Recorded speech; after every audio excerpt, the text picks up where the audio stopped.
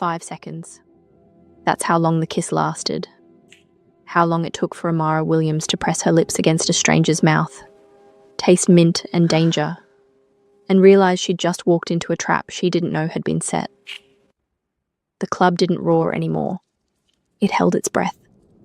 She pulled back, heart hammering against her ribs, expecting shock or maybe amusement. Instead, she found something far more dangerous. Focus. Min Jae Park's eyes locked onto hers like a scope finding its target, dark and unreadable and absolutely certain. He was massive, not in the decorative way of men who lived in gyms, but in the way of men who broke things for a living. His shoulders filled the space. His presence swallowed the light. The tattoos crawling up his neck disappeared beneath the collar of a shirt too expensive for this neighborhood. And his hands. God, his hands rested on the table like weapons at ease. One of them was bleeding. Fresh blood dark against his knuckles, glistening under the neon. Not his blood, she realized with a sickening drop in her stomach. Someone else's. "You taste reckless," he said, voice low and even, like he was noting the weather. Amara swallowed. Her throat felt tight. It was just a dare. Just, he repeated, as if testing the weight of the word. Then his hand moved. Not fast, but deliberate, wrapping around her wrist. Not to hurt, to anchor, to claim. "You have no idea what you just started." Amara tried to pull back, but his grip was absolute, not painful, just immovable. "I'm fine," she said, though her voice came out lighter than she felt. "And you can let go now. Game's over." His eyes finally lowered to her face.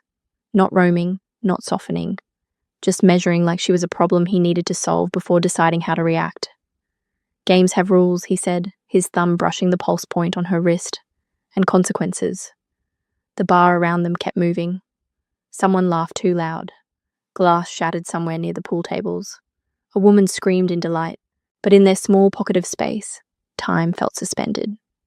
He finally released her wrist, placing that large hand on the table beside her instead, close enough that she still felt caged by his presence alone. She noticed the blood on his knuckles was still wet. "You shouldn't let people push you into things," he said, his voice carrying an edge that made her spine straighten. "I wanted to," Amara heard herself say, lifting her chin in defiance she didn't quite feel. That earned her something new. Not a smile. Interest. He studied her for another long moment, and she studied him back. The hard line of his jaw, the tattoo that crept from beneath his collar and traced the side of his neck in intricate patterns. She couldn't quite make out in the red light. The small silver hoops in his ears that somehow made him look more dangerous, instead of less. Then he stepped back, giving her space as if he'd never blocked it in the first place. "Be careful," he said. "Just that. Nothing more." Amara didn't wait for an explanation. She turned and walked back to her table, forcing her legs to move normally, even though her heart was trying to break through her ribs. Behind her, she felt his gaze like a physical weight between her shoulder blades. Nina was already talking before Amara reached the booth. "Oh my God, what did he say? Did he freak out?" "That was insane, Mara. His security almost." Nothing happened. Amara cut in, sliding into her seat and reaching for her drink, with a hand that trembled just slightly. "It was fine." "Fine." Sarah's eyebrows shot up. "Girl, you kissed the most terrifying man in this bar. And he looked at you like he was deciding whether to kill you or marry you."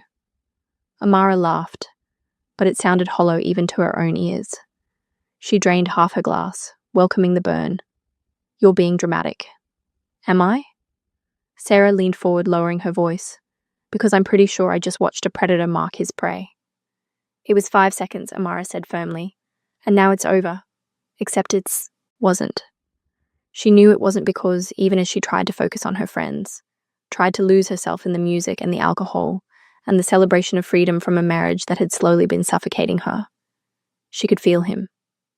Every time she glanced toward the VIP section, he was there sitting in the same position, watching, not staring, not leering, just aware, tracking her movements with the patience of someone who had all the time in the world. An hour passed, then another.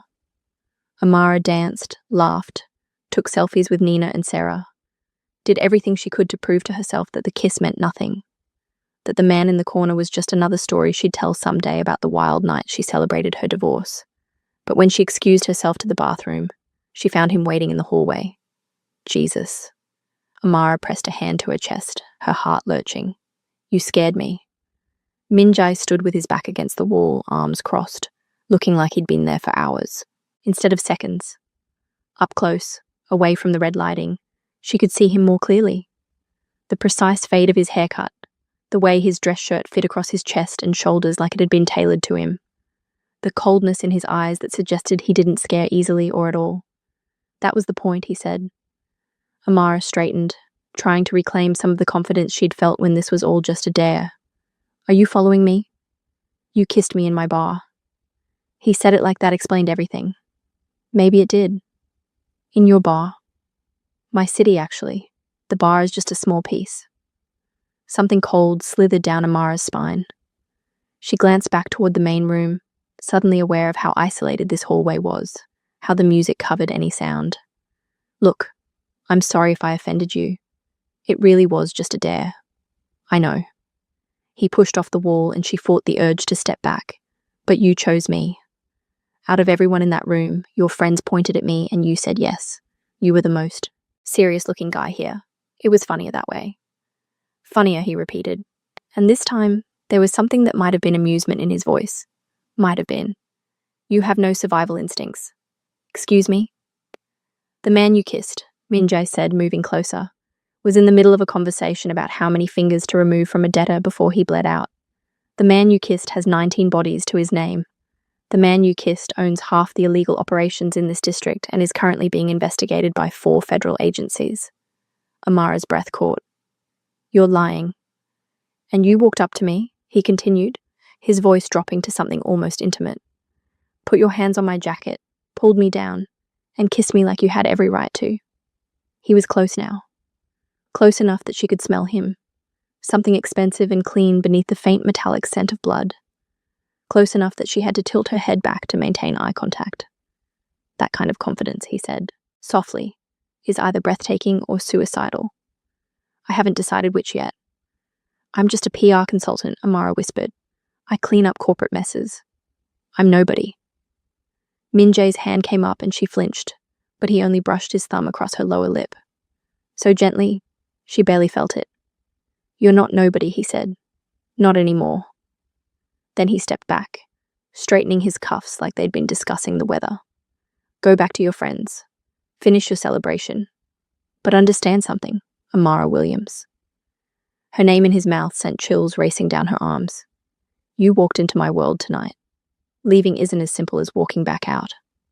He turned and headed back toward the VIP section, leaving her standing in the hallway with her heart pounding and her mind racing. How did he know her name?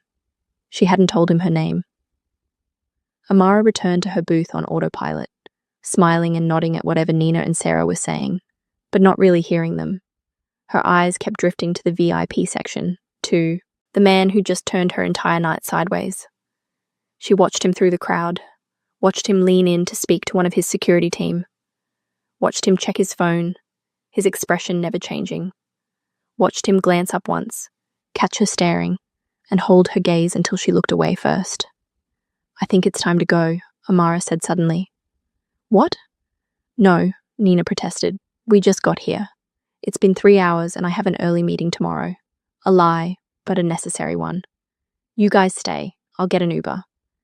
She didn't wait for their protests. She grabbed her clutch, threw some cash on the table, and headed for the exit, weaving through the crowd with single-minded focus. The night air hit her like a slap, cold and sharp after the oppressive heat of the bar. Amara pulled out her phone, fingers shaking slightly as she called for a ride. 3 minutes away. She wrapped her arms around herself, suddenly feeling exposed on the street corner. The club's neon sign bathed everything in crimson, making the shadows deeper, more menacing. A black SUV pulled up to the curb, and for a panicked moment, Amara thought. But then the window rolled down, and it was her Uber driver, a middle-aged woman with kind eyes, who asked if she was Amara. Yes, thank God, Amara breathed, climbing into the back seat. As the car pulled away from the curb, she twisted in her seat to look back at the bar. In the window of the VIP section, she saw a figure standing watching her leave. Minjai raised one hand in a gesture that might have been a wave or a promise. Amara woke to sunlight stabbing through the blinds of her queen's apartment and a headache that felt personal. She lay still, staring at the ceiling, trying to piece together the previous night into something that made sense. The celebration, the dare, the kiss, the hallway conversation that felt more like a threat than flirtation. You walked into my world tonight. Leaving isn't as simple as walking back out. She groaned, pressing her palms against her eyes. It was just talk. Intimidation tactics from a man who clearly enjoyed having power over people. She was a crisis management consultant for Christ's sake. She dealt with powerful, dangerous men all the time.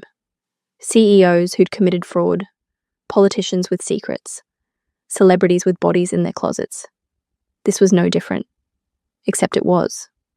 Because none of those men had ever looked at her the way Minjai had. None of them had made her feel like prey and partner in the same breath. Her phone buzzed on the nightstand. Amara reached for it, expecting a text from Nina or Sarah asking if she got home safely. Instead, there were 4 missed calls from her office. At 6 a.m. on a Saturday, her stomach dropped. She called back and her assistant answered on the first ring. Amara, thank God. I know it's your day off, but... A pause. The sound of papers shuffling. We have a situation. A new client bought a controlling stake in the firm overnight. He's asking for you. Specifically? Who? But even as she asked, Amara already knew. A Mr. Park Minjai. He's waiting in the main conference room. And Amara, her assistant's voice dropped to a whisper. He brought his lawyers and security. Lots of security. Amara sat up slowly, the room spinning slightly. I'll be there in 45 minutes. She ended the call and sat on the edge of her bed, processing. The kiss had lasted 5 seconds. 5 seconds that changed everything. 5 seconds that proved Minjai Park meant every word he'd said in that hallway. She wasn't nobody anymore. And leaving his world was going to be a hell of a lot harder than she'd thought. Because Minjai Park hadn't just marked her as prey, he'd hired her. And Amara Williams had a sinking feeling that this was only the beginning. Hello, my fierce hearts and midnight wanderers. Before we lose ourselves in this story, make sure you're subscribed and hit that like button to let me know you're here. In the comments, tell me where in the world are you listening from tonight? I love seeing how far our dark romance family reaches. Your support means everything and keeps these stories alive. So find a comfortable spot, dim the lights, and let's begin. The elevator to Chen and Sterling PR had never felt so slow. Amara watched the numbers climb. 12, 13, 14. Each floor bringing her closer to whatever hell waited on the 16th. Her reflection in the polished steel doors showed a woman who dressed for battle. Charcoal pencil skirt, silk blouse the color of dried blood, heels sharp enough to be classified as weapons. She'd tied her natural curls back into a tight bun, exposing the sharp lines of her jaw and cheekbones. War paint, her grandmother would have called it. The office was wrong the moment she stepped through the glass doors. Too quiet. The receptionist's desk sat empty, her computer monitor still glowing with an abandoned email. Amara's heels clicked against marble floors that suddenly sounded too loud. Each step echoing in the unnatural silence. The usual morning chaos, phones ringing, keyboards clattering, associates arguing over coffee, had been replaced by something that felt like the moment before a bomb detonates. She saw them through the glass walls of the main conference room. 8 men in black suits flanking the table like cemetery statues. Her business partner, Richard Sterling, sat in the corner, his normally ruddy face gone the color of spoiled milk. And at the head of the table, exactly where Richard should have been sitting, was Minjai Park. He'd traded the blood-stained shirt from the club for an expensive suit, charcoal grey, perfectly tailored to emphasize the breadth of his shoulders and the narrowness of his waist. His tattoos were hidden beneath crisp white cotton, the collar buttoned high enough to conceal the ink that crawled up his neck. He looked legitimate, legal, like a businessman instead of what he truly was. That made him infinitely more dangerous. Amara pushed through the door without knocking, letting it swing shut behind her with a decisive click. She met Minjai's gaze across the room and refused to let hers drop first. Mr. Sterling, what's going on? Richard opened his mouth, but nothing came out except a sound like a strangled animal. Mr. Sterling is no longer relevant to this conversation, Minjai said, his voice carrying the same dark calm it had in the club. He leaned back in the chair, her chair technically since she owned 51% of this firm, and gestured to the seat across from him. Sit. I'd rather stand. I wasn't asking. His eyes tracked her with predatory focus, and Amara felt the weight of every person in the room watching this power play unfold. She'd spent 12 years building this company from the ground up, clawing her way through a white-dominated industry that had tried to shove her into a corner labeled diversity hire. She wasn't about to let some criminal take it from her because of a 5-second kiss. But her legs carried her to the chair anyway. Survival instinct, maybe. Or the recognition that sometimes you had to pick your battles. And this room full of armed men wasn't the hill to die on. Min-jae slid a manila folder across the polished wood. It moved silently, deliberately, coming to rest exactly centered in front of her. Open it. Amara's fingers trembled slightly as she lifted the cover. Inside were photographs. High resolution, professional quality. The man from the club. The one who'd been begging at Min-jae's feet. Only in these images he wasn't begging. He was sprawled on concrete in an alley, his head twisted at an angle that defied anatomy. Blood had pooled beneath him. Black in the camera flash. His eyes were still open, staring at nothing. She swallowed the bile rising in her throat and flipped to the next photo. Same man, different angle, then another and another. 14 photographs documenting the systematic destruction of a human being. The police report. We'll say he died of a drug overdose, Min-jae said conversationally, as if they were discussing weather patterns. Tragic, really. A promising young accountant brought down by addiction. His family will receive a generous settlement from an anonymous benefactor. They'll be able to bury him with dignity. Amara forced herself to look up from the photos to meet those dark, depthless eyes. Why are you showing me this? Because you need to understand what you've walked into. He stood, buttoning his suit jacket with practiced ease, and walked around the table, each step measured, controlled. He stopped behind her chair, close enough that she could smell him. Cedar and smoke, and something sharper underneath, like ozone before a lightning strike. My public image requires sanitation. You're going to provide it. I'm a crisis management consultant, not a criminal defense attorney. Her voice came out steadier than she felt. You want legal help? Hire a lawyer. I don't need legal help. I need a miracle worker. His hand came down on the back of her chair and she felt the heat of him through the leather. Last night, there was an incident at one of my warehouses. A gas leak caused an explosion. Very tragic. 14 people died. A gas leak. The words tasted like ash. That's the official story. He leaned down, his mouth close enough to her ear that his breath stirred the tiny hairs at her nape. The unofficial story is that those 14 people were stealing from me. The unofficial story is that I made an example of them. The unofficial story ends with gasoline and a match, and screams that nobody will ever hear again. Amara's hands clenched in her lap, nails biting into her palms hard enough to leave crescents. You want me to cover up a massacre? I want you to do what you do best. He straightened, walking back around to face her. I've read your file, Miss Williams. Very impressive. The pharmaceutical executive caught with underage prostitutes. You turned that into a story about a man seeking treatment for sex addiction. The tech CEO who embezzled $70 million. You made him look like a victim of identity theft. The senator with the dead intern in his car.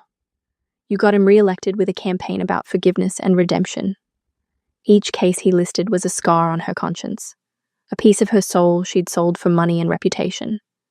Hearing them catalogued so clinically made her feel stripped naked, exposed in ways that had nothing to do with clothing. Those were different, she said. But the protest sounded weak even to her own ears. Were they? Min-jae leaned against the table, arms crossed, head tilted in mock curiosity. You've been cleaning up messes for criminals in expensive suits your entire career. The only difference between them and me is that I'm honest about what I am. The difference, Amara said, standing abruptly enough that her chair rolled back and hit the wall, is that I had a choice. I could walk away from those cases. I could say no. Min-jae smiled, and it was the coldest expression she'd ever seen on a human face. He reached into his jacket pocket and pulled out a phone. Without breaking eye contact, he pressed play on an audio file. Her own voice filled the room, tiny through the speakers, but unmistakably hers. The payment will be wired to the Cayman account we discussed. Make sure the audit trail goes cold at the third shell company.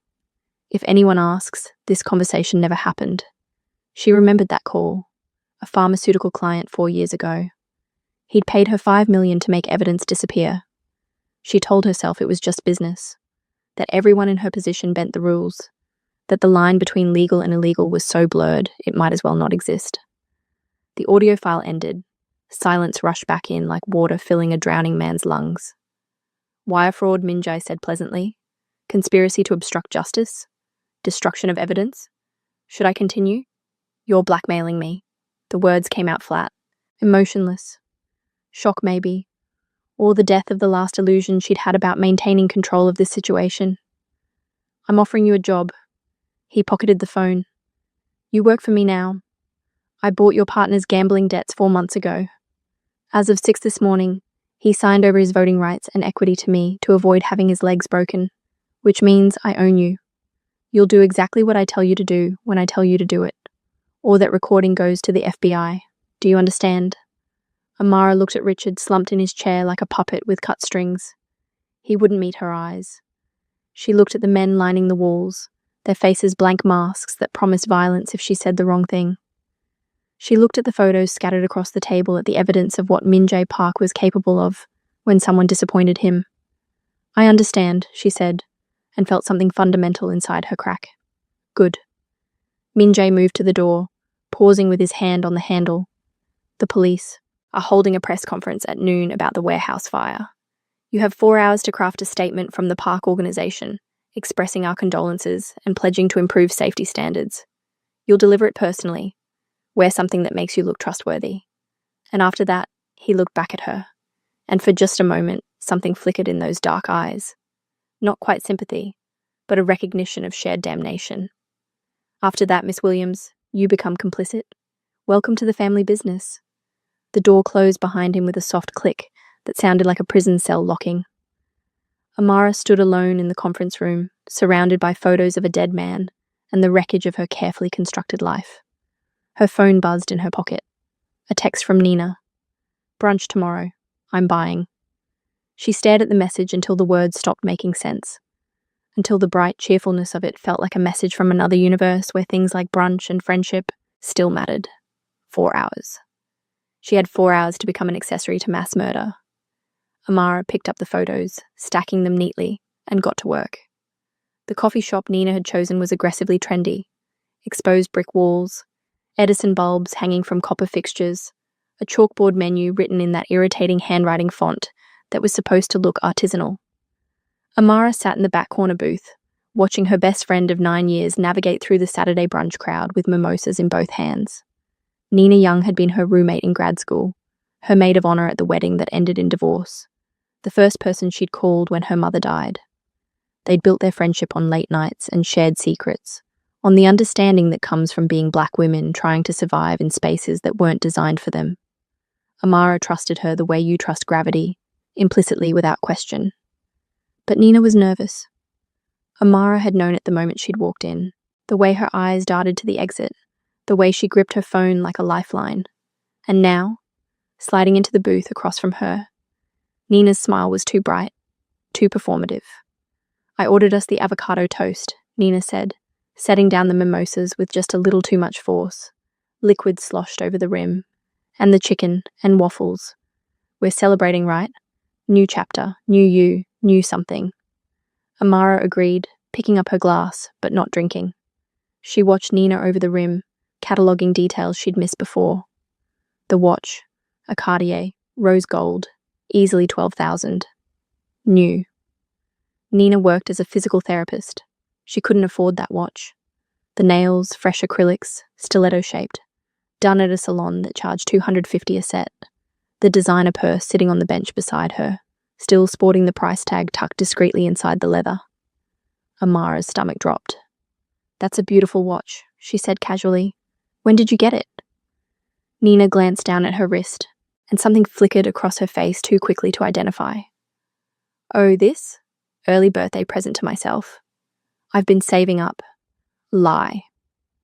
Amara had spent 12 years learning to read people, to spot the micro-expressions that betrayed deception. The way Nina's pupils dilated slightly, the barely perceptible tightening around her mouth. The way her hand moved to cover the watch face, as if hiding evidence. Expensive present, Amara observed. I work hard. I deserve nice things. Defensive now. Nina's phone buzzed on the table and she grabbed it immediately, angling the screen away. But not before Amara saw the name at the top. Associate. Just that. No first name. No emoji. Associate. The coffee shop suddenly felt too warm, the walls pressing in. Amara's mind raced through the past week, replaying every moment with the cold, analytical precision she usually reserved for client crises. The dare hadn't been Nina's idea. Sarah had suggested it first, but Nina had been the one to point out Minjai, specifically to insist that Amara pick the scariest-looking guy. And afterward, when Amara had wanted to leave, Nina had tried to convince her to stay, to have one more drink, to wait just a little longer. Nina, Amara said softly, are you in some kind of trouble? What? No, why would you? Another buzz. Nina looked at the phone and her face went pale. Actually pale. The color draining so completely that Amara could see the foundation line at her jaw. Let me see your phone, Mel. That's crazy. Let me see it. Amara's voice dropped into the register she used for hostile negotiations, the tone that said this wasn't a request. Now. Nina's hand shook as she unlocked the phone and slid it across the table. Amara picked it up, scrolled through the messages from Associate. Most were mundane. Times, dates, locations, but then confirmed. The target made contact. Payment transferred. She took the bait. Clean break from here. Don't contact her again unless instructed. We're watching. The date stamp. On the last message was from last Saturday, the day before the dare. Amara looked up slowly. Target. Nina's eyes were wet, mascara already beginning to run in dark rivulets down her cheeks. Mel, I swear I didn't know. I didn't understand what they wanted. Who are they? But Amara already knew. She'd known the moment she saw that watch, the moment the pieces started clicking into place with the horrible inevitability of a car crash in slow motion. I owed money, Nina whispered. A lot of money. Gambling debt. I thought I could control it. I thought I could stop. But it got so big, Mel, and these men showed up at my apartment and they said I had 4 days to pay or they'd... Her voice broke. They said they'd kill my mother. 60,000. That's what Nina owed. Amara knew because she'd helped her best friend refinance her apartment 3 years ago. Had seen the pay stubs and bank statements. Nina made 70,000 a year. 60,000 might as well have been 60 million. So, you sold me. Amara's voice came from somewhere outside her body, detached and clinical. Shock. Probably the kind that let you function through trauma by pretending it was happening to someone else. They didn't tell me what would happen. Nina reached across the table, but Amara pulled back like she'd been burned. They just said to bring you to the club, to dare you to kiss this specific guy.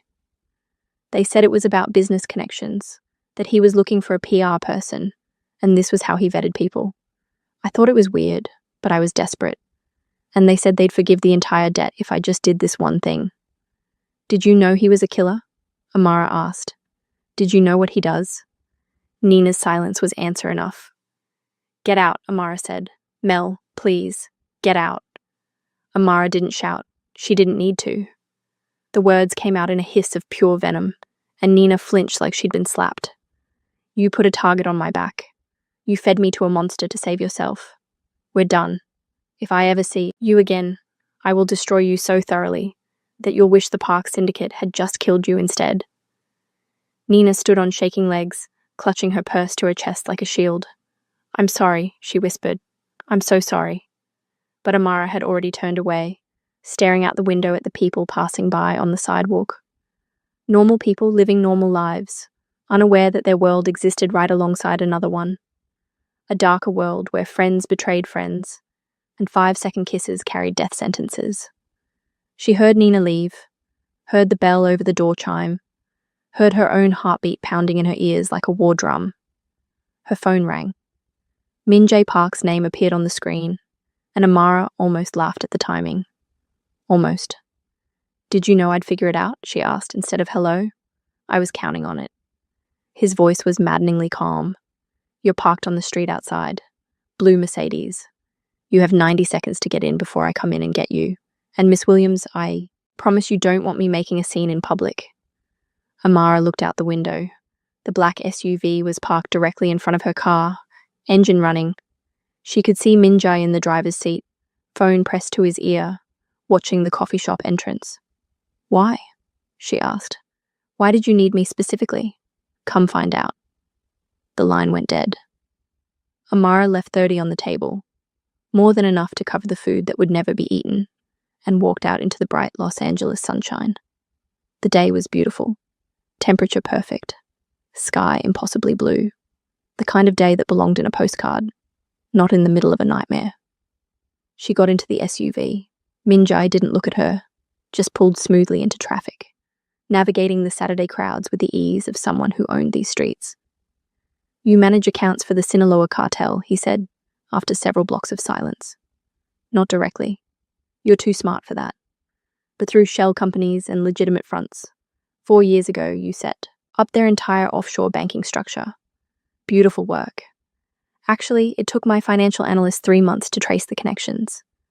Amara's hands clenched in her lap. That was a legitimate client, a restaurant chain that exclusively serves as a money laundering operation. Don't insult both our intelligence by playing naive. He turned down a side street, heading away from the main roads into a neighborhood that got progressively emptier. The Sinaloa operation runs drugs through my territory. We've had an understanding for years. They don't touch my businesses, I don't touch theirs. But recently, they've gotten ambitious. They want my district. They want the port access. They want me gone. And I'm what? Leverage? You're a key. You have access to their financial infrastructure, their legitimate fronts, their money flow. With you, I can bleed them dry without firing a single shot. He pulled up to a stoplight, finally turning to look at her. Your friend's debt was never about money. It was about positioning you. The debt was real, but the timing was mine. I've been waiting for an opening to bring you in without alerting the Sinaloa cartel. When your friend got desperate, my people suggested a solution that would bring you directly to me. I just didn't expect you to be quite so bold. Then why the charade? Amara demanded. Why buy my company? Why the blackmail? Why not just take me the night of the kiss? Minjay's smile was slow, predatory. Because I needed to know if you'd break or bend. Soldiers I can buy. Partners are much more valuable. I'm not your partner. Not yet. He reached across the center console and she froze, but he only opened the glove compartment. Inside was a gun. Matte black, compact, lethal. He pulled it out and offered it to her, handle first. But you will be. Take it. Amara stared at the weapon. I don't. Yes, you do. I had your background checked very thoroughly, Miss Williams. Your father was a Marine. He taught you to shoot when you were 13. You qualified expert marksman at 17. You haven't touched a gun since he died, but the training doesn't fade. He pressed the weapon into her hand, his fingers lingering against hers for just a moment. The safety is off. If you want to kill me, do it now. Shoot me. Drive this car to the nearest police station. Tell them everything, or put the gun in your purse, and accept that we're in this together. The metal was warm from being in the glove box, heavier than she remembered. Amara wrapped her hand around the grip, muscle memory taking over. Finger resting alongside the trigger guard exactly the way her father had taught her. It would be so easy. One pull, one bullet, end this nightmare before it truly began. She looked at Minjai, at the man who'd blackmailed her, who'd bought her company, who'd orchestrated a friendship betrayal just to trap her. He watched her with complete calm, not a hint of fear in those dark eyes, as if he genuinely didn't care which choice she made, or maybe he already knew. Amara put the gun in her purse. Now you know the cost of loyalty, Minjai said quietly, putting the SUV back in gear. Welcome to the war, Miss Williams. Try not to die before you become useful. They drove into the descending darkness of an underground parking garage, and Amara understood with crystalline clarity that she'd just crossed a line that could never be uncrossed. The dress had been delivered to her apartment with a note in sharp masculine handwriting. Wear this. I'll collect you at 7. Amara held it up to the light, watching the fabric shimmer like oil on water. Midnight blue silk that would cling to every curve, with a slit up the thigh that bordered on obscene. The label was Italian, the stitching immaculate, custom made, which meant Minjae knew her exact measurements, which meant he'd been watching her far longer than she'd realized. She should have burned it. Should have called the police, consequences be damned. Should have run. Instead, she put it on. The dress fit like it had been painted on her body, emphasizing the dip of her waist, the curve of her hips, the length of her legs. She'd let her natural curls free, dark spirals framing her face and spilling over bare shoulders. Makeup was minimal. A swipe of burgundy lipstick, a touch of gold shimmer at the inner corners of her eyes to make them look wider, more innocent. War paint again, but a different kind. The kind designed to distract and disarm. Minjae arrived at 7 exactly. She watched through the peephole as he stood in the hallway, dressed in a tuxedo that transformed him from criminal into something that could pass for legitimate. Almost. The danger still radiated from him like heat, impossible to disguise, no matter how expensive the suit. She opened the door before he could knock. His eyes tracked down her body slowly, deliberately, and Amara felt that gaze like a physical touch. When he finally met her eyes again, his expression was unreadable. You wore the dress. You didn't give me much choice. She grabbed her clutch, stepping into the hallway and locking the door behind her. Where are we going? The Artemis Foundation Gala. Charity event. Very high profile. He offered his arm, and she took it, because refusing would have been childish. His bicep was solid as stone beneath the fabric. We need to be seen together publicly. It establishes you as part of my organization. Makes me a target. You mean? You've been a target since the moment you kissed me. They rode the elevator down in silence, emerged into the parking garage where a limousine waited. The driver opened the door without a word, and Minjae helped her inside with the practiced ease of someone who'd been doing this his whole life. The interior was soft leather, chilled champagne, and privacy glass. The gala was being held at the Biltmore. Old money, old power. The kind of event where politicians rubbed shoulders with CEOs and everyone pretended their money wasn't soaked in blood. Amara had attended dozens of these as a consultant, always in the background, always invisible. But tonight, walking in on Minjae Park's arm, she felt every eye in the ballroom turn to watch. The whispers started immediately. She caught fragments. New girlfriend. Thought he didn't date. She's gorgeous. But Minjae's hand settled at the small of her back, possessive and warm through the thin silk. Smile, he murmured against her ear. You're supposed to be enjoying yourself. I'm supposed to be covering your crimes, not playing dress up. You're doing both. The warehouse story held beautifully, by the way. The city bought it completely. You're very good at your job. I'm aware. Amara accepted champagne from a passing waiter, more for something to do with her hands than any desire to drink. The ballroom was excessive even by LA standards. Crystal chandeliers the size of cars. Marble floors so polished they reflected the lights like water. Floor-to-ceiling towers of white roses. How long do we have to stay? Until I've made my rounds. There are people here I need to see, conversations I need to have. You're my insurance. Your human shield, you mean? He smiled, sharp and predatory. That too. They circulated through the crowd. Minjae navigating the social hierarchy with practiced ease. He introduced her as his public relations consultant. Technically true, technically legal. The men shook her hand with lingering touches and calculating eyes. The women assessed her with the cold precision of people evaluating competition. Amara played her part perfectly, smiling and charming and lying with every breath. She was good at this, had always been good at it. The performance of normalcy, of belonging in spaces that wanted to keep her out. But tonight felt different. Tonight she wasn't performing for clients or employers. She was performing for a man who could kill her with his bare hands and sleep soundly afterward. Dance with me, Minjae said suddenly, and before she could refuse, his hand was at her waist, pulling her onto the dance floor where a live orchestra played something classical and complicated. Amara fit against him instinctively. Years of cotillion classes and corporate events making her body remember the steps. His hand splayed across her lower back, fingers brushing the exposed skin above the silk. Her hand rested on his shoulder, feeling the coiled muscle beneath. They moved together like they'd done this 1,000 times, and she hated how natural it felt. "You're a good dancer," she said, because the silence was worse than talking. My mother insisted. Said a man who couldn't dance couldn't lead. His thumb traced small circles against her spine, sending involuntary shivers up her back. She died when I was 17. Car accident, except it wasn't an accident. Amara looked up at him, surprised by the confession. What happened? Rival gang. They wanted to send a message to my father. So they cut her brake lines and watched her drive off a cliff. His eyes were distant, focused on something she couldn't see. My father found out who gave the order, took me with him when he went to collect, made me watch while he took the man apart piece by piece. Then he handed me the gun and told me to finish it. How old were you? 17. Same age she was when she died. Did you do it? Min Jae's eyes refocused on her face, and the emptiness in them made her breath catch. What do you think? A red laser dot appeared on the silk of her dress, right over her heart, bright as blood against the midnight blue fabric.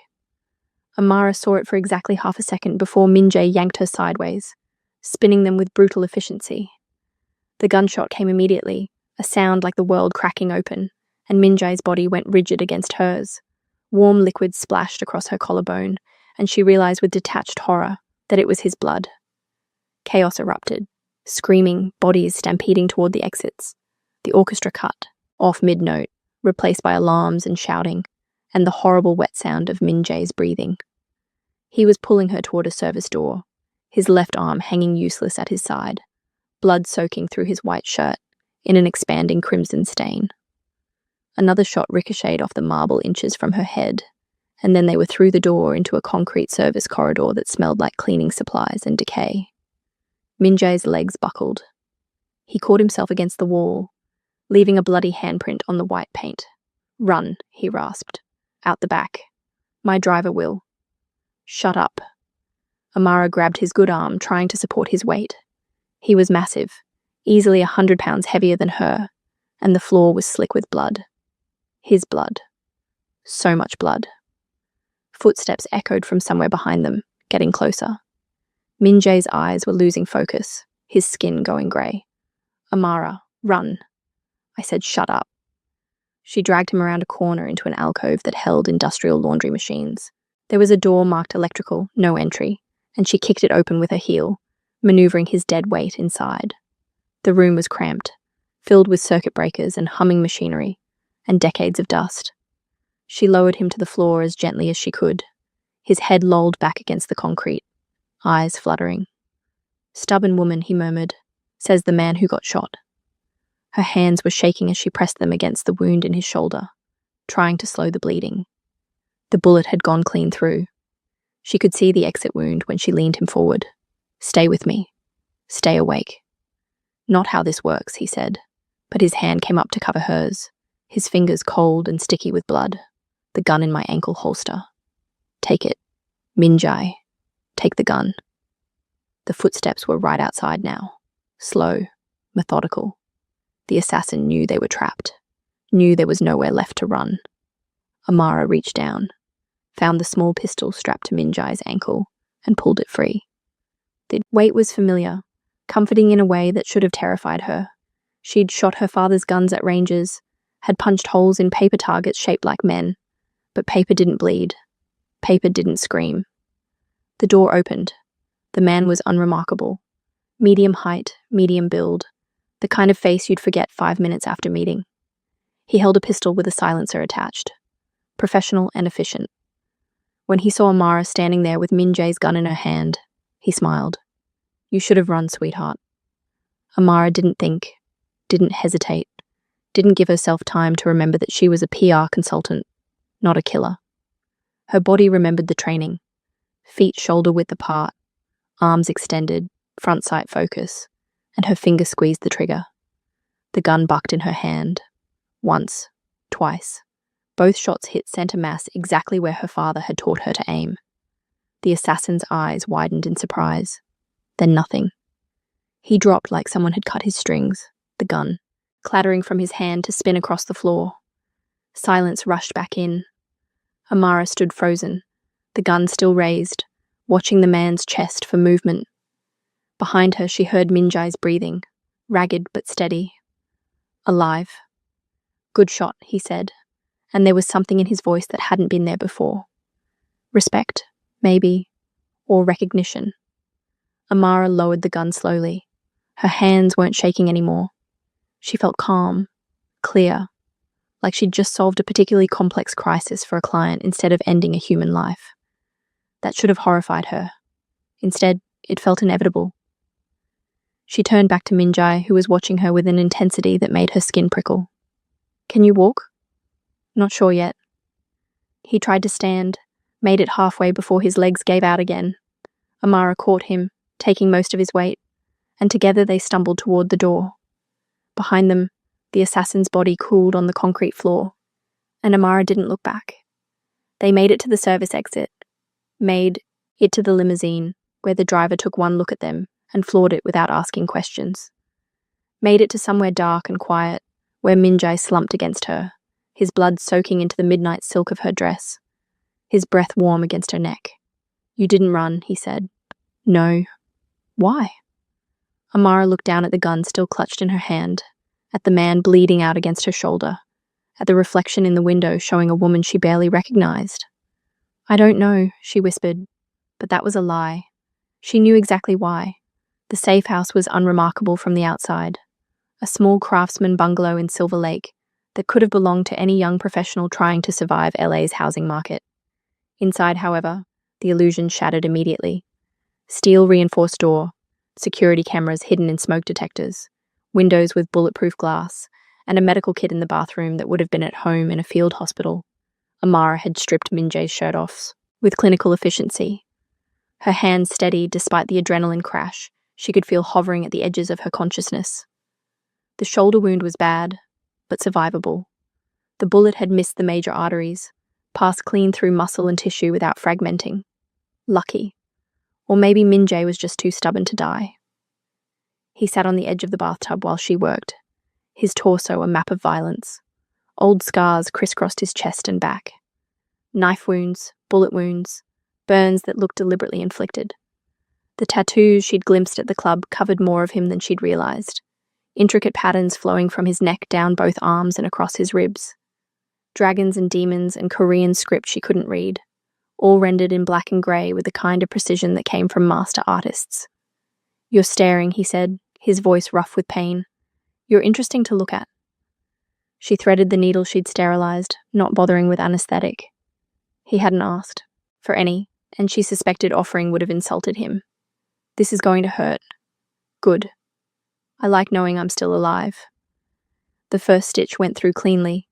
Minjai didn't flinch, didn't make a sound, just watched her work with those dark, unreadable eyes. Amara focused on the task, letting the familiar rhythm of crisis management take over. Assess, strategize, execute.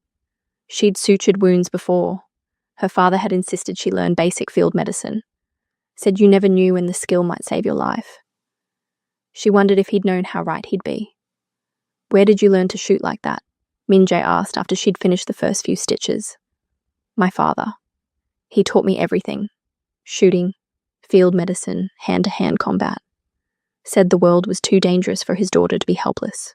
Smart man, dead man. Killed in action overseas when I was 23.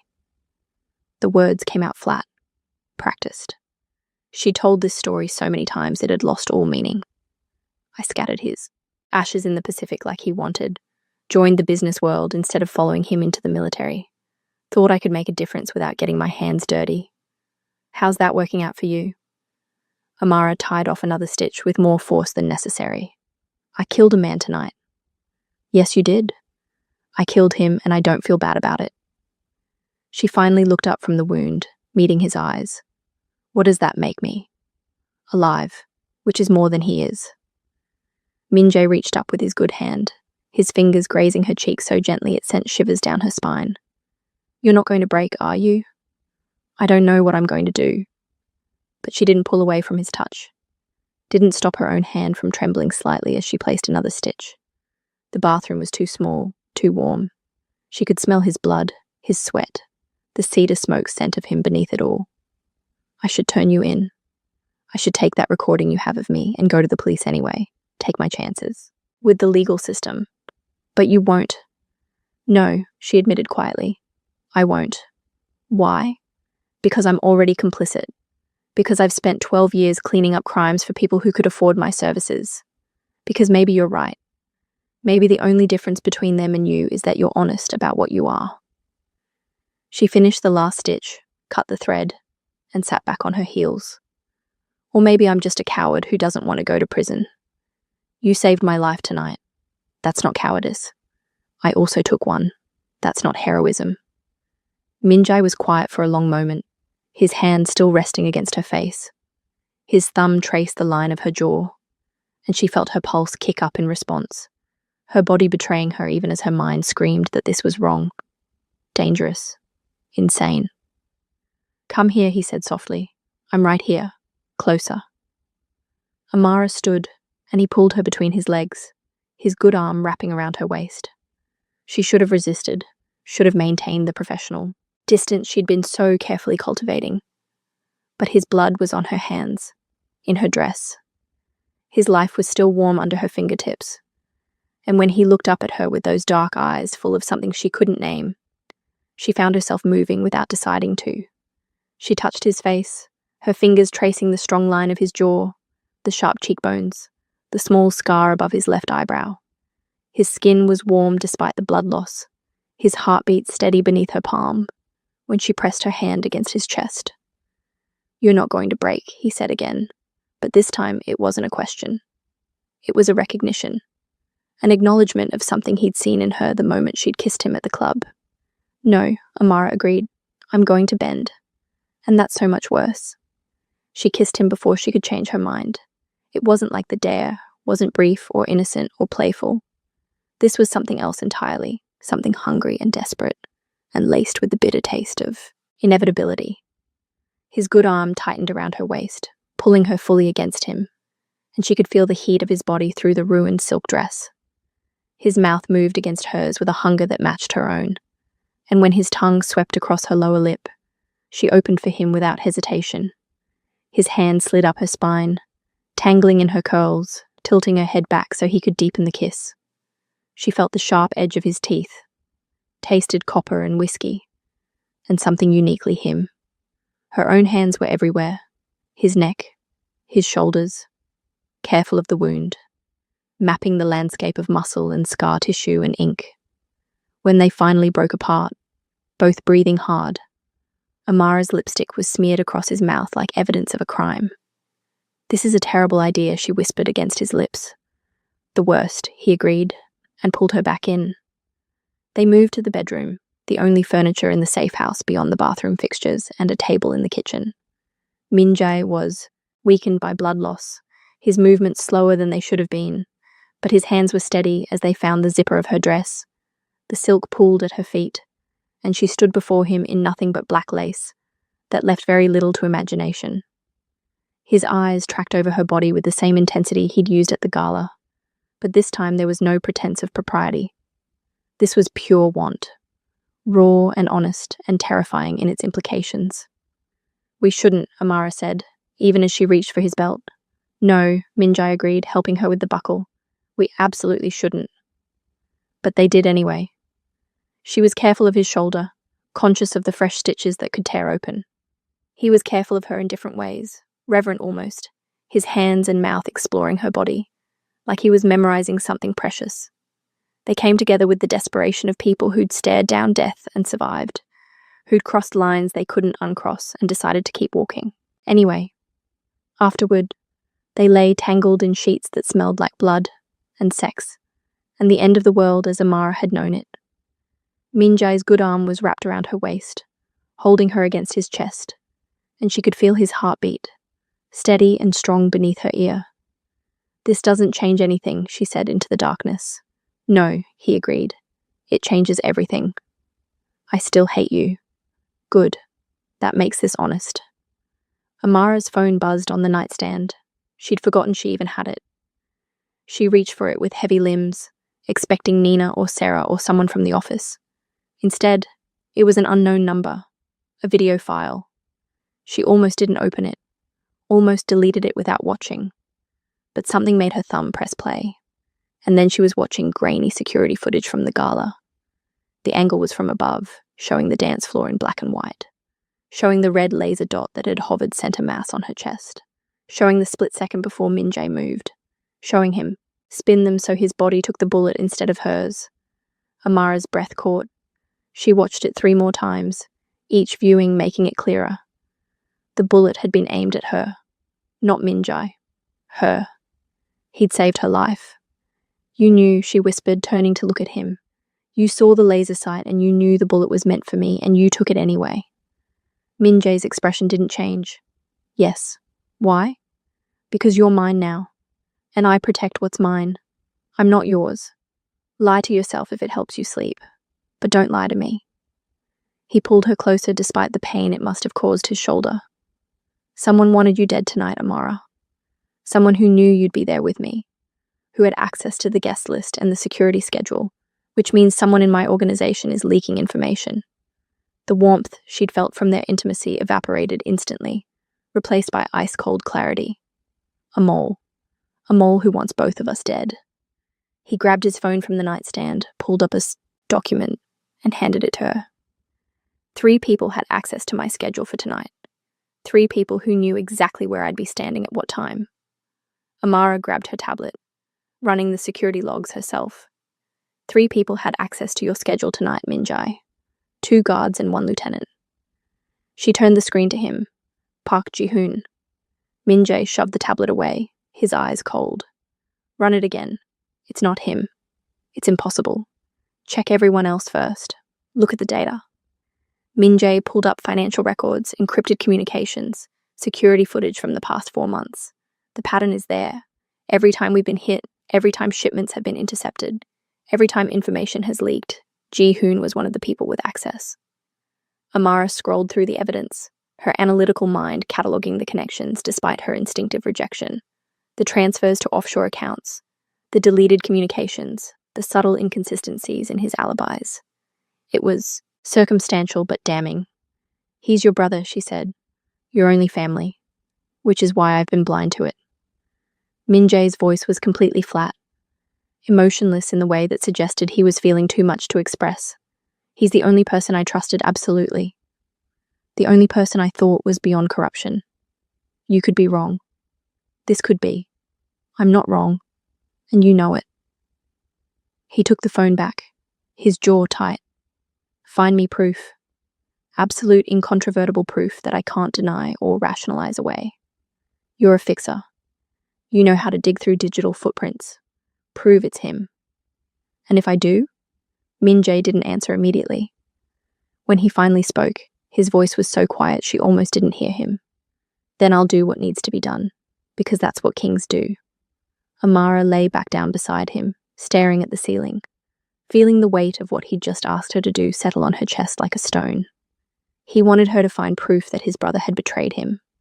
Wanted her to hand him evidence that would end in Ji-hoon's death. Wanted her to be the one to pull the trigger, metaphorically, if not literally. I saved your life tonight, she said. Yes. You saved mine. Yes. So we're even. No, Min Jae said, his arm tightening around her waist. We're just getting started. Amara had always been good with computers, a skill learned out of necessity in an industry that ran on digital trails and buried evidence. But Ji-hoon's security protocols were impressive. Military-grade encryption, rotating passwords, biometric locks on his devices. He was either incredibly paranoid or incredibly guilty. Probably both. She'd commandeered a corner of Min Jae's main office, a building in Koreatown that officially housed an import-export company and unofficially served as the nerve center of the Park Syndicate. 4 monitors surrounded her, each displaying different data streams. Financial transactions, communications logs, surveillance footage.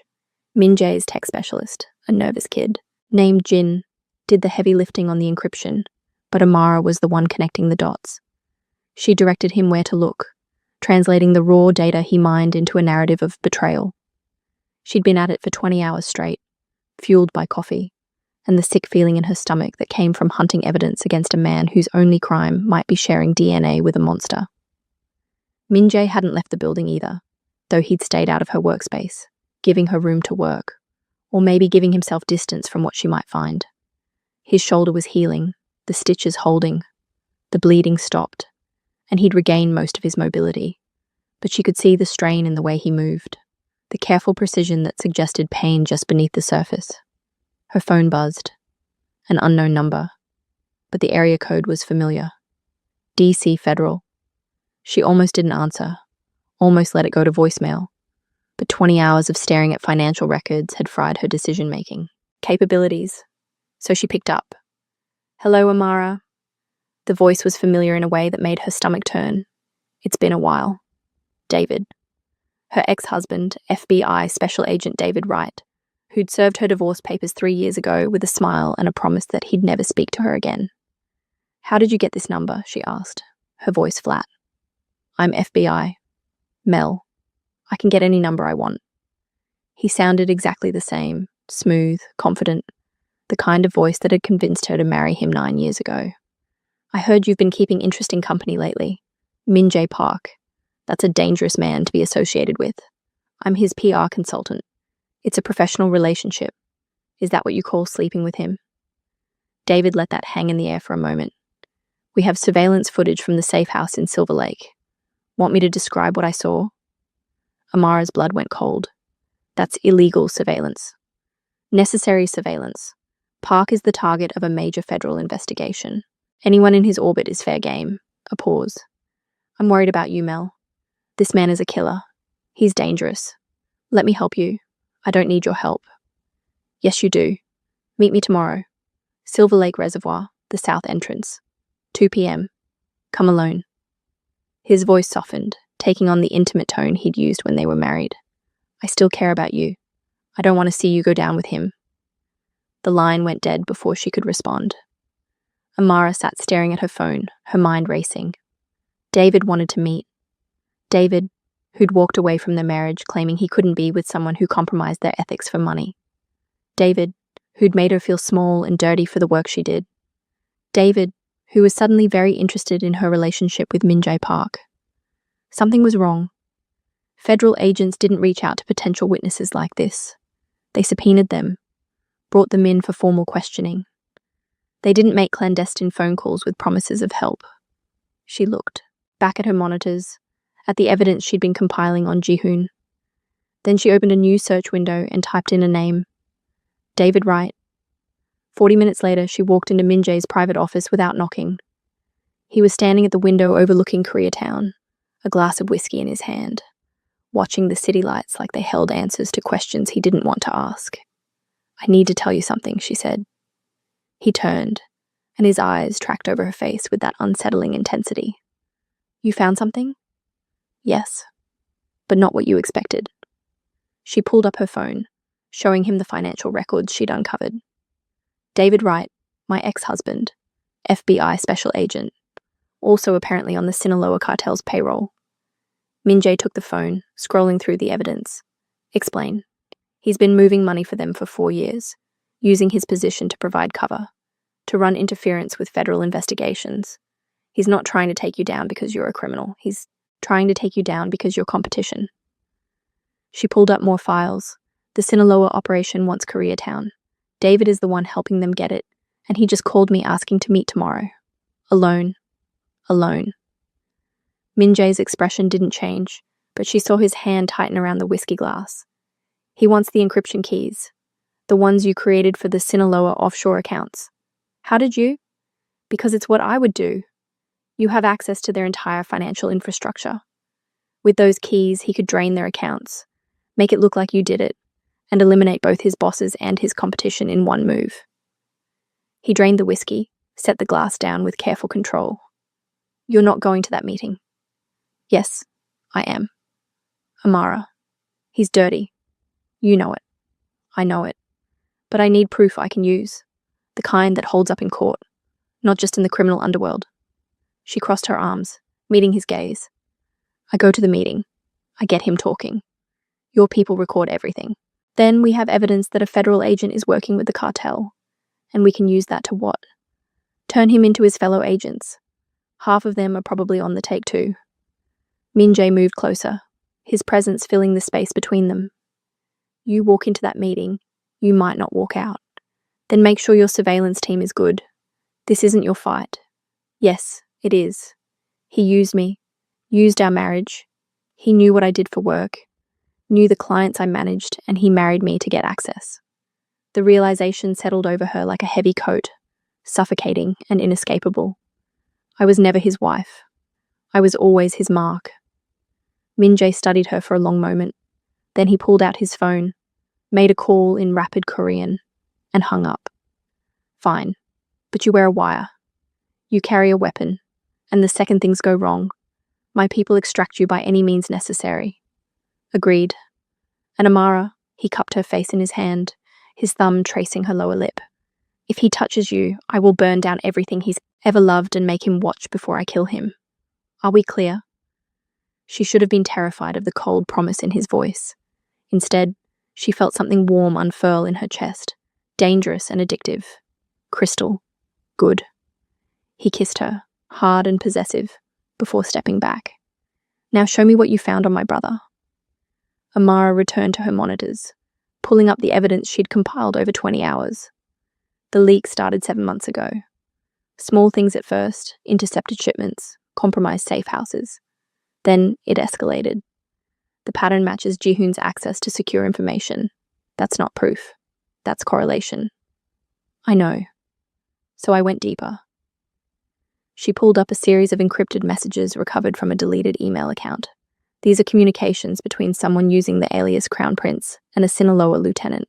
They're discussing your operations in detail, security protocols, shipment schedules, personnel files. Min Jae leaned over her shoulder, reading the messages. His jaw was tight, his shoulders rigid. Anyone could have created that alias. Agreed, except for this. She pulled up metadata from one of the messages.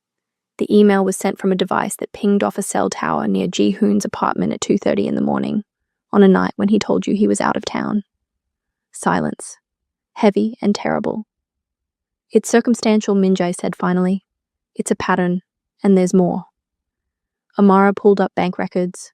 Ji-hoon has been making deposits to an offshore account. Small amounts, easy to miss, but they add up to just over 2.3 million in the past 7 months. Where is the money coming from? I don't know yet. The trail goes cold at a shell company in the Caymans, but I'll find it. She turned in her chair, looking up at him. You asked for proof. I'm getting you proof. But Min Jae, you need to prepare yourself for what I'm going to find. He didn't respond, just stared at the monitors like they were showing him footage of his own execution. He's your brother, Amara said softly. If you want me to stop. No. Keep digging. His voice was completely flat. I need to know, whatever the cost. She worked through the night, tracing the money, following the digital breadcrumbs Ji-hoon had tried to erase. Min Jae stayed with her, pacing the office, drinking whiskey with mechanical precision, his face a mask that revealed nothing. By dawn, she had it. The smoking gun. The absolute proof. The money is coming from the Sinaloa cartel, she said, her voice hoarse from hours of not speaking. They've been paying Ji-hoon $250,000 a month to feed them information. They want to take over your territory, and he's helping them do it. Min Jae stood at the window, backlit by the rising sun, his silhouette perfectly still. Why? I don't know. Find out. So she kept digging, pushing past exhaustion, past the ethics that should have made her stop. And finally, buried in encrypted communications, she found it. A message.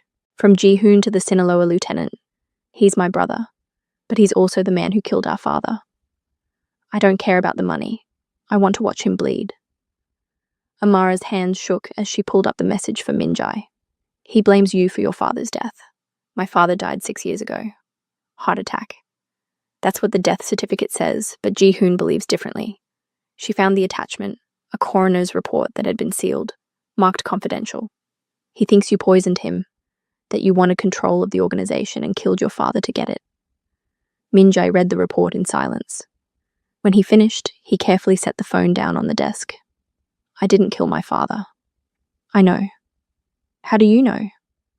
Because if you had, you wouldn't need me to prove your brother's guilt. You'd just kill him and move on.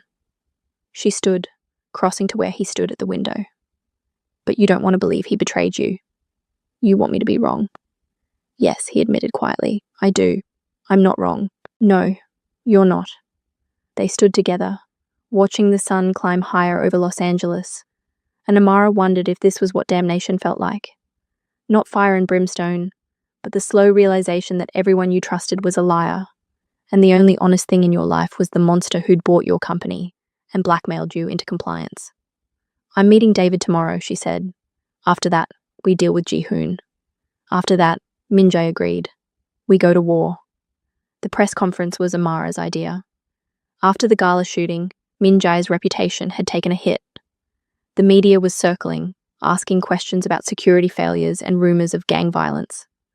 They needed a show of strength, a demonstration that the park organization was legitimate, professional, untouchable.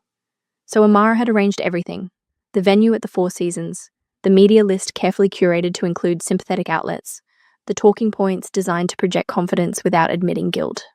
Min-jae would announce a major charitable initiative, a community center in Koreatown, 60 million invested in youth programs and small business development.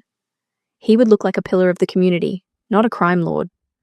And Amara would stand beside him, the polished professional who'd transformed his image from dangerous to respectable. She'd spent the morning in preparation, choosing her outfit with calculated precision.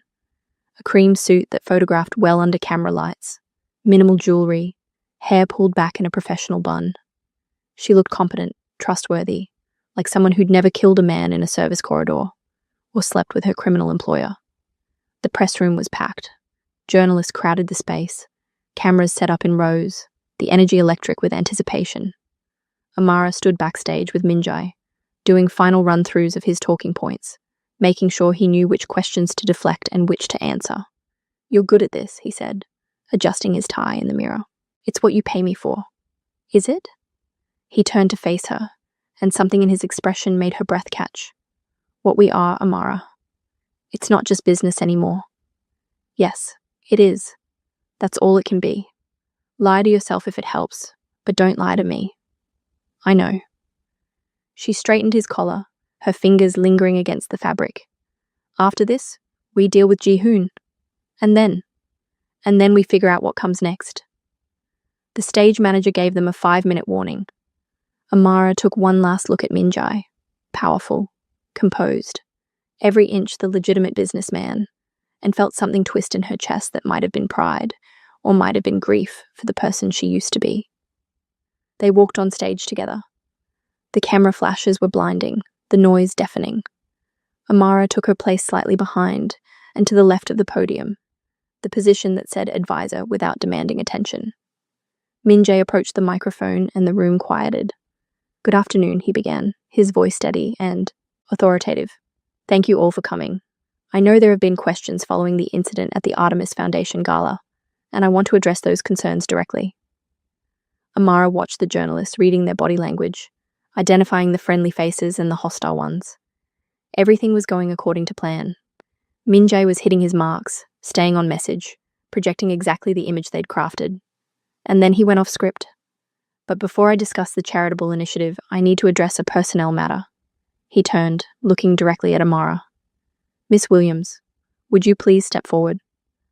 Confusion flickered across her face, but she moved to the podium anyway, maintaining her professional mask. Yes.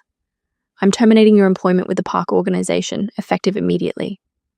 The room erupted. Journalists shouted questions. Camera flashes intensified. Amara stood frozen, not understanding, waiting for the punchline that didn't come. Miss Williams has been under investigation for embezzlement, Min-jae continued, his voice cutting through the chaos. We discovered that she has been systematically stealing from our organization for the past 4 months. The total amount exceeds 2.5 million. That's not true, Amara said, her voice barely audible over the noise. Security has already seized your accounts and your passport. The evidence has been turned over to the police. His eyes were flat, emotionless. You used your position of trust to betray this organization. You're nothing but a whore with a degree who thought she could sleep her way to the top and steal from us in the process. The words hit like physical blows. Amara felt her face go hot, felt tears prick at her eyes even as her brain screamed that this couldn't be real, couldn't be happening. She looked at Minjai, at the man she'd saved, who'd saved her, who'd held her while she slept, and saw nothing but cold calculation. "Security," he said, and two large men appeared, from backstage. "Please escort Miss Williams from the building." They grabbed her arms, and she didn't resist, couldn't resist. The room was spinning, voices blurring together, camera flashes making everything surreal and nightmarish. They dragged her through the side exit, past the loading dock, and dumped her on the sidewalk like trash. The door slammed shut, the lock engaged. Amara stood alone on the street in her cream suit, and the sky decided that was the perfect moment to open up. Rain came down in sheets, soaking through her clothes in seconds, washing away the careful makeup she'd applied. Her phone buzzed. A text from an unknown number.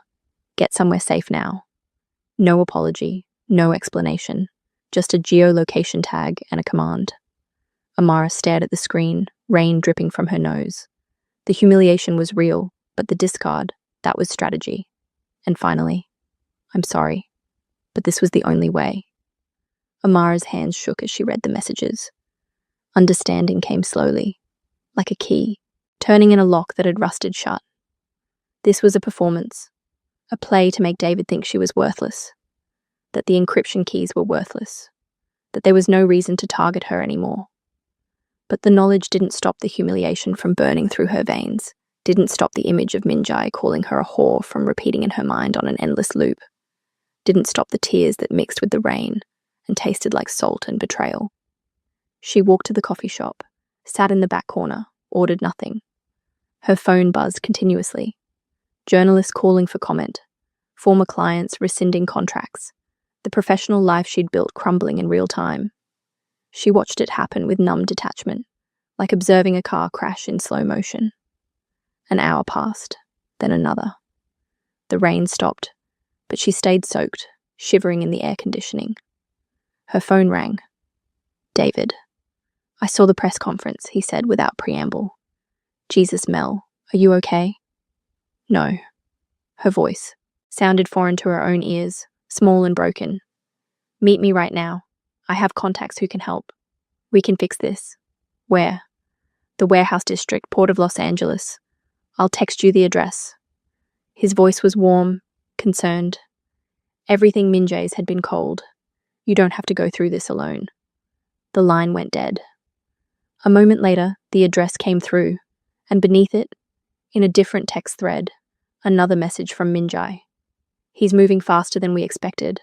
Surveillance team is in position. You're not alone." Amara stood on legs that felt like water, left $60 on the table for the coffee she never ordered, and walked out into the overcast afternoon. She was going to confront her ex-husband. She was going to get him talking. She was going to bring down a corrupt federal agent and cripple the Sinaloa cartel's operations. And maybe, just maybe, she was going to prove to herself that what Minjai had done on that stage was strategy, not truth. That she was more than what he'd called her. That she hadn't fallen in love with a man who saw her as nothing but a useful tool. The Warehouse District loomed ahead, all rusted metal and broken windows. She walked toward it like she was walking toward her own execution. And in a way, maybe she was. The warehouse David had chosen was exactly the kind of place people died in crime novels. Isolated, abandoned, with security cameras that had stopped working years ago. Amara approached it with her chin up and her hands empty, playing the role of broken woman seeking rescue. The wire Minjay's team had fitted her with was sewn into the lining of her jacket, undetectable unless someone strip-searched her. The panic button was disguised as an earring. The gun was strapped to her inner thigh, small and cold against her skin. She was walking into a trap, but she was also setting one. David was waiting inside, leaning against a desk that looked like it had survived the apocalypse. He looked exactly the same as he had 3 years ago when he'd served her divorce papers. Tall, conventionally handsome, with that easy confidence that came from never having to question his place in the world. White, privileged, and utterly convinced of his own righteousness. He'd always seen her as less than, she realized that now. A trophy wife with useful skills, someone to show off at bureau functions while quietly resenting her success. "Mel," he said, pushing off the desk and approaching with open arms like they were old friends instead of exes who'd torn each other apart. "I'm so glad you came. I was worried you'd—" "Cut the bullshit, David." She stayed out of reach, her voice sharp enough to draw blood. "I know what you are. I know who you work for, so let's skip the concerned ex-husband routine and get to the part where you tell me what you want." He stopped, and something shifted in his expression. The warmth bled out, replaced by calculation. "You always were too smart for your own good. The encryption keys. That's what this is about, isn't it? You want access to the Sinaloa cartel's offshore accounts. I want a lot of things." He circled her slowly, predatory. "But yes, the keys are the priority. You created that system, Mel. You're the only person who can access it without triggering the security protocols. And you think I'll just hand them over after you ruined my reputation on national television?" David smiled. "I think you'll do it to stay alive. And because I'm offering you something Min-jae Park never will." "What's that?" "Freedom." He pulled out his phone, showed her a series of documents, new identity, offshore accounts in her name, a fresh start in a country without extradition treaties. "You give me the keys. You walk away from all of this. Clean break, new life." Amara looked at the documents, at the promise of escape, and felt nothing but contempt. "You really think I'm that stupid? I think you're that desperate." He pocketed the phone. "The Sinaloa operation wants you dead, Mel. You know too. Much. You've seen too much. The only reason you're still alive is because they think you might be useful. Prove you're not, and they'll gut you like a fish. And what about you? You're FBI. Aren't you supposed to protect people, not threaten them? I protect people who deserve protection. You've been enabling criminals for a decade. You're as dirty as they are." He moved closer, close enough that she could smell his cologne, the same expensive brand he'd worn when they were married. "Give me the keys and I'll make sure you live through this. Refuse, and I'll let nature take its course." Amara's mind raced, calculating angles. Min-jae's surveillance team was listening to every word. They had David on tape now, admitting to extortion, admitting to working with the cartel. But she needed more. Needed him to give up names, locations, the full scope of the FBI corruption. "I don't have the keys." She lied. "They're encrypted separately. I'd need access to the original servers to retrieve them. Then get access." "I can't. Min-jae fired me, remember? I don't have security clearance anymore."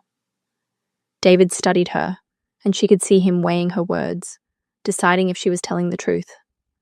"Then I guess you're not as useful as I thought." He pulled a gun from his waistband, standard FBI issue, which somehow made it worse, and pressed it against her temple. The metal was cold, impersonal. Amara's heart kicked into overdrive, but she forced herself to stay calm, to breathe through the terror. "Last chance," David said.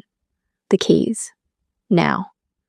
They're in my apartment, a USB drive hidden in the bookshelf. Second shelf, behind the Toni Morrison novels." Another lie, but delivered with enough specificity to sound convincing. David's finger relaxed slightly on the trigger. "See? That wasn't so hard." He pulled out his phone, made a call in rapid Spanish. Amara caught fragments. "Apartment. USB. Secure it." While he was distracted, she reached for the gun at her thigh, but David's hand shot out, grabbing her wrist with bruising force. "Nice try." He shoved her back against a wall, hard enough to knock the breath from her lungs. "You think I'm stupid? I know you're armed." He patted her down roughly, found the gun, and tossed it across the warehouse floor, where it skidded into darkness. "Now we wait." His phone rang. He answered in Spanish, listened, and his face went dark. "What do you mean there's nothing there?" Amara smiled. "I lied. You stupid bitch." She moved before he could finish, dropping her weight and twisting out from under the gun. The shot went wide, punching through the ceiling and sending concrete dust raining down. Amara's hand went to her ear, activating the panic button. Footsteps echoed from outside. Not Min-jae's team. Sinaloa soldiers, armed and efficient. They poured through the doors, surrounding them both. And Amara realized with sinking dread that David had been stalling, waiting for backup. "Drop your weapon," David said again. and this time there was triumph in his voice. "You're outnumbered, outgunned, and out of options." Amara looked at the 12 men with automatic rifles pointed at her head, at her ex-husband with his smug smile, at the situation that had gone from bad to catastrophic, and she started laughing. "Something funny?" David asked. "You still don't get it." She smiled. "I didn't come here to escape. I came here to stall." "Stall for what?" "For this."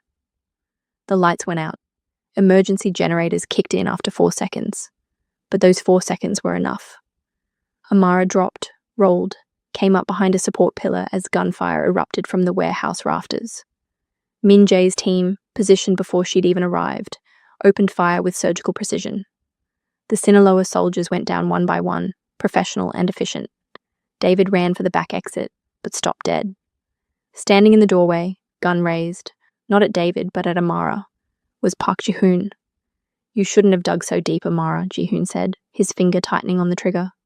Min Jae stepped out of the shadows, his own gun leveled at his brother's head. "Drop it, Ji-hoon, or I drop you." For a frozen moment, the three of them stood in a triangle of betrayal, each pointing a weapon, each waiting for someone else to move first. Amara could see the resemblance between the brothers now. The same sharp cheekbones, the same dark eyes, the same predatory stillness. But where Min Jae's eyes held cold calculation, Ji-hoon's held only hate. "You really did it," Ji-hoon said to his brother. "You really chose her over family. She saved my life. You tried to end it. That was business, nothing personal." Min Jae's finger tightened on the trigger. "It's always personal." 2 shots rang out simultaneously. Amara watched in horror as both brothers dropped, blood spreading across the concrete floor. She ran to Min Jae, pressing her hands against the wound in his side, her training kicking in automatically. He was alive, breathing. The vest had caught most of it. Ji-hoon wasn't as lucky. The shot had caught him in the throat. He gurgled, hand reaching out toward his brother one last time before falling still. Min Jae grabbed Amara's hand, his grip weak but steady. "Finish it," he said, nodding toward David, who was being held by 2 of Min Jae's men. She stood slowly, walked to where David knelt, zip-tied and bleeding from a grazing wound to his shoulder. "Hello, Agent Wright," she said pleasantly. "We need to talk." "Where are the others?"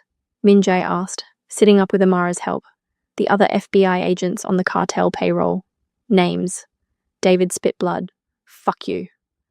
Min Jae nodded to one of his men, who stepped forward and broke David's pinky finger with casual efficiency. The scream echoed off the concrete walls. "Names," Min Jae repeated. "I'll kill you," David gasped. "I'll—" Another finger broke. Another scream. Amara watched, and some small part of her, the part that had gone to law school, that had believed in justice and fairness and the rule of law, recoiled in horror. But the larger part, the part that had been forged in the past weeks of violence and betrayal, felt only cold satisfaction. "The files," she called out. "David keeps backup files. Insurance against his superiors. They'll be in a safety deposit box. First National Bank, downtown branch. Box number 447. David's face went white. "How did you?" "Because I know you. You're paranoid and controlling, and you never trusted anyone." She walked closer, looking down at the man she'd once loved. "The files will have everything. Names, dates, transaction records. Enough to bring down your entire operation." Min Jae's smile was sharp as broken glass. "Thank you, Miss Williams. That's very helpful." "What are you going to do with him?" she asked. "What do you want me to do with him?" The question hung in the air between them, weighted with implications. Min Jae was offering her a choice. Justice his way, quick and permanent, or justice the legal way, courts and lawyers and the possibility that David might walk, free on technicalities. Amara thought about the press conference, about being called a whore on national television, about the humiliation and the betrayal, and the systematic destruction of everything she'd built. "Keep him alive," she said finally. "He's worth more to us as a witness than a corpse. Use the files to flip him. Make him testify against his co-conspirators." "Are you sure?" "I'm sure." She turned to David. "You're going to spend the rest of your life looking over your shoulder, knowing that Min Jae Park let you live because I asked him to. You're going to wake up every morning and remember that I could have had you killed and I chose mercy instead. and that's going to hurt worse than any beating he could give you. David stared at her with something that might have been respect, or might have been fear. Take him, Minjai ordered. His men hauled David to his feet, dragging him toward a van waiting outside. When they were gone, Minjai turned to Amara. You're bleeding. She looked down. There was blood on her jacket. Hers, from where she'd scraped her arm during the roll. It's nothing. Let me see. He crossed the space between them, gentle hands examining the wound. We need to get you cleaned up. After. First, we need to retrieve those files before someone else does. My people are already on it. He pulled her close, his arms wrapping around her with surprising tenderness. You did well. Better than well. You were magnificent. I was terrified. That's what makes it brave. He tilted her face up, his thumb brushing across her cheek. I meant what I said at the press conference about you being brilliant. You also called me a whore. I called you what I needed to call you to keep you alive. I'm sorry. If I could take it back. Don't. Amara pressed a finger to his lips. Don't apologize for doing what had to be done. We're past that now. Are we? She kissed him instead of answering, and tasted blood and gunpowder and the bitter satisfaction of revenge well executed. If you're still with me, deep into Amara and Minjai's story, thank you. These dark romance tales, they're not just entertainment. They're about transformation, about survival, about discovering who you really are when everything you thought you knew gets stripped away. If this story has grabbed you, if you're invested in where Amara's journey takes her next, I need you to do something for me. Hit that subscribe button. Smash that like. Drop a comment telling me what you think happens next, because your engagement, your support, your voice in the comments, that's what keeps these stories coming. That's what builds this community of people who understand that the best love stories are the ones that test us, break us, and rebuild us into something stronger. Now let's see how this story ends. The port of Los Angeles lit up like a war zone. Automatic gunfire chattered in staccato bursts. Shipping containers exploded, sending metal shrapnel screaming through the air. Men screamed and died while seagulls wheeled overhead, indifferent to the carnage below. Amara Williams stood in the control tower overlooking the chaos, 4 monitors glowing in the darkness, her fingers flying across keyboards as she coordinated the defense like a general marshalling troops. She'd come a long way from the woman who'd taken a dare in a nightclub. That woman would have been horrified by what she was doing now. This woman felt only cold calculation. Team 3, fall back to position Alpha, she said into the headset. Team 5, advance on the south dock. They're trying to flank you. On the monitors, she could see Minjai moving through the battlefield like death in a bespoke suit. Even wounded, his shoulder still healing from the gala shooting, he was terrifying to watch. He moved with brutal efficiency, though Amara could see the slight hitch in his movements, the way he favored his left side where the stitches were undoubtedly pulling with every shot. The Sinaloa cartel had launched everything. They had left at the Park Syndicate. 60 men, fully armed, determined to either take Koreatown or die trying. They'd chosen poorly, but they weren't the only ones who'd shown up to the party. FBI vans had appeared 30 minutes into the firefight, surrounding the port, blocking all exits. Through the control tower windows, Amara could see federal agents taking positions, setting up sniper nests, preparing to raid the scene. She pulled up the insurance folder she'd kept encrypted on her private server since her days fixing crises for Washington's elite. Files she'd been hoarding for years, waiting for exactly this moment, including FBI Director Sarah Cole. Amara opened a secure connection, routed through 4 proxy servers, and encrypted 7 ways to Sunday. Then she sent a single message to the director's private phone. Call off the raid or every journalist in Los Angeles gets these files in 90 seconds. Her phone rang immediately. This is Director Cole. Who is this? Someone who knows you've been taking cartel money for 4 years. Someone who has proof. Someone who's willing to go public unless you stand your people down right now. You're committing extortion against a federal officer. You're committing treason against the United States. I win. Amara pulled up the files on her second monitor, finger hovering over the send button. You have 45 seconds to decide. Call off the raid or explain to Congress why you've been enabling narcotics trafficking. Silence on the line. Heavy, weighted with the sound of a career ending in real time.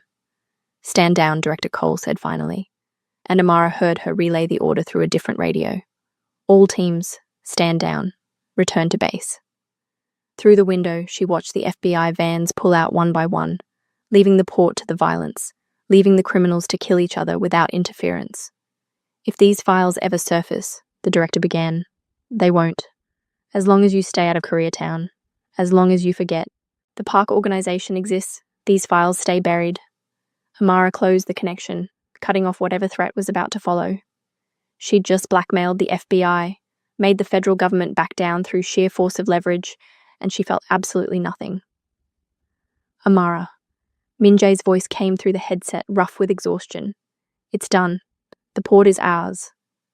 She looked out the window at the bodies scattered across the docks, at the fires burning in shipping containers, at the evidence of a war that would be erased by morning, and she felt something shift inside her, the last piece of who she used to be finally dying.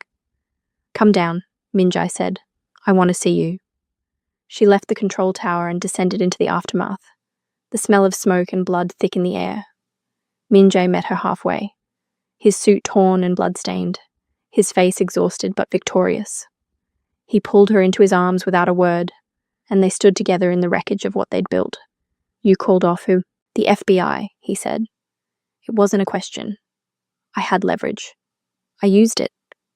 He pulled back to look at her, and something in his expression made her breath catch. "Who are you, Amara Williams?" "I don't know anymore." The honest answer. The only answer. She looked around at the bodies, at the evidence of what she'd become. "But I think I'm yours." His kiss tasted like smoke and victory, and the future they'd carved out with blood and bullets. When they finally pulled apart, the sun was beginning to rise over the port, painting everything gold. "We need to disappear for a while," Min Jae said. "Let things cool down." "Where?" "Somewhere far from here. Somewhere they'll never find us." He took her hand. "Unless you want to run, walk away. I'll let you go if that's what you want." Amara looked at their joined hands, at the blood still under her fingernails, at the woman she'd become, and she realized she didn't want to run, didn't want to go back to who she used to be. That woman was dead. This woman, this version of herself forged in violence and betrayal, was who she was meant to be all along. "I'm not going anywhere," she said. "Good, because I wasn't really giving you a choice." She laughed, and it sounded free. They walked toward the limousine waiting at the edge of the port, leaving the battlefield behind them. Behind them, cleanup crews were already arriving, men who would make the bodies disappear, who would turn a war zone back into a functioning port by morning. By noon, the official story would be a gas leak, an accident. Nothing to see here. No one would ever know the truth. And Amara Williams, who'd walked into Min Jae Park's world as a dare, who'd stayed as a choice, who'd become a queen of the underworld, felt absolutely no regrets. 6 months later, they returned to the club. The place had been renovated. New owners, new staff, all of them on the park syndicate's payroll. The VIP section where Amara had taken that fateful dare was now blocked off permanently, reserved for Min Jae and his inner circle, a throne room in a kingdom of vice. Amara sat between Min Jae's legs on the velvet booth, wearing a dress that cost more than her old apartment and a diamond necklace worth more than the club itself. Her natural curls fell free over bare shoulders, and her makeup was dramatic. Gold shimmer and dark lips, and the kind of confidence that came from knowing you were untouchable. The park organization had expanded in the past 6 months. With the Sinaloa cartel destroyed and the FBI neutralized, they'd absorbed territory like a spreading infection. Koreatown, the port, half of downtown LA. Min Jae wasn't just a crime lord anymore. He was a king, and everyone knew it. And Amara was his queen. She'd transformed the organization's operations, legitimizing their business fronts, creating shell companies and charitable foundations that laundered money so efficiently the IRS couldn't touch them.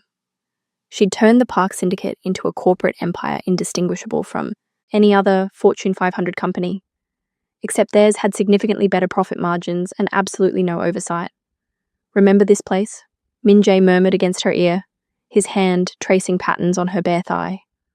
"Where you walked up to me like you owned the world. I was drunk and stupid. You were magnificent. His lips brushed her temple. Still are. Flattery doesn't work on me anymore, doesn't it? His hand slid higher, and she felt heat bloom low in her belly. I seem to recall it working quite well this morning. That wasn't flattery. That was bribery. Is there a difference? Amara laughed, genuine and unguarded, and turned to kiss him properly. The bar around them continued its nightly business. Deals being made, loyalties being tested, the machinery of organized crime grinding along smoothly. But in their corner, in their throne room, it was just the two of them. I dare you to kiss me, Minjai said, echoing that first night. No. Amara smiled, predatory and perfect. I don't do dares anymore. I give orders. She kissed him anyway, and it tasted like mint and danger, and the future they'd carved out with blood and bullets, and absolute certainty that they deserved exactly what they'd taken. The city of Los Angeles spread out beyond the windows, glittering and corrupt and theirs for the taking. And Amara Williams, fixer, killer, queen of the underworld, felt absolutely no regrets. She'd walked into Minjay Park's world as a dare. She'd stayed as a choice, and she would burn it all down before she ever left. If you made it to the end of Amara and Minjay's story, you're part of something special.